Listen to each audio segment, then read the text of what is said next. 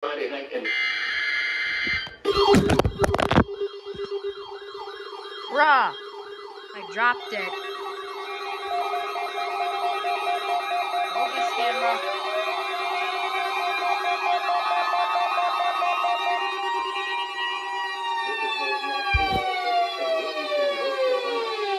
The preceding signal was a test of the weather radio There we station. go.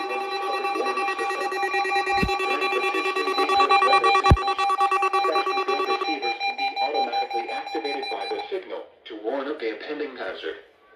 Tests of the signal and receiver performance are Focus. conducted between the hours of 11 and noon each Wednesday. If there is a threat of severe weather, the test will be postponed to the following Wednesday. To provide the most consistent and dependable warning service possible, the warning alarm will be activated for hazardous watches and warnings for the following counties I think in it worked. southeast North Carolina: Bladen, Finally. Brunswick, Columbus, Pender, and New It's not like it Hampshire. really matters, though. This has been a test of the NOAA Weather Radio Public Warning Alarm System. We now return you to the normal program schedule.